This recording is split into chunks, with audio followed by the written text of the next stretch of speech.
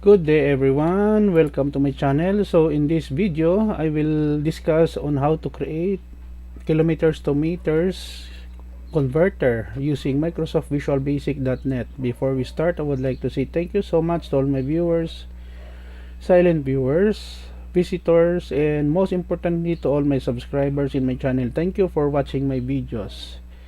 If you are new with my channel and then you like this video, please hit the like button. Don't forget to share, and please support my channel guys by clicking the subscribe button. So let's begin. I will put a link in the video description where you can download the complete source code of our tutorial video for today for free in my two websites. Okay, so I am here in Microsoft Visual Studio. We have here a form, and then the title, kilometers to meters in Visual Basic.net. We have here the text here. And then I have two labels, this one enter distance in kilometers, and then the other one here not visible, and then the text box. And then I have three buttons, compute, clear, and quit. Let us go to the quit. This is the simplest one. We just put an end to stop the execution of the program.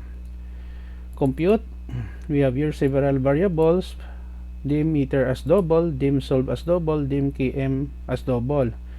Km val text box 1.text we convert into integer, solve km multiply by 1000, meter format solve comma 0.00 for two decimal places, and then label with display. To separate, we have using ampersand. Km ampersand kilometer is equal to ampersand meter in meters. Okay, so it will display. Now for the clear text box, we have here text box 1.text equals double quotation space double quotation label, the same thing, and text box 1 focus, it will go to that cursor now on the text box 1. As I said earlier, I will put a link in the video description where you can download the complete source code for free in my two websites.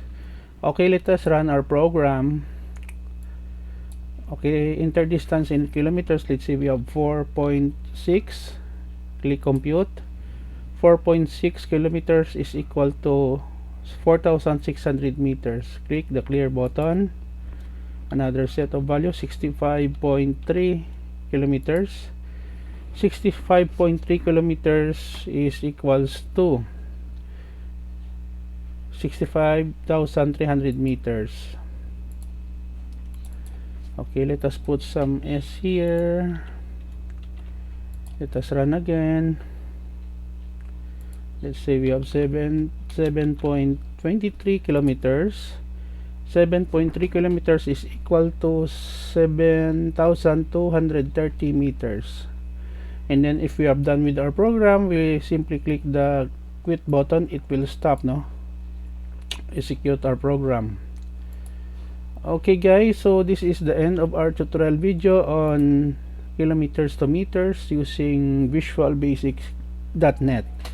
Thank you so much guys for watching. I hope that you have learned something new in this tutorial video. Don't forget to like, share, and please support my channel guys by clicking the subscribe button. See you in the next video tutorial guys. This is your friend Jake saying bye bye for now.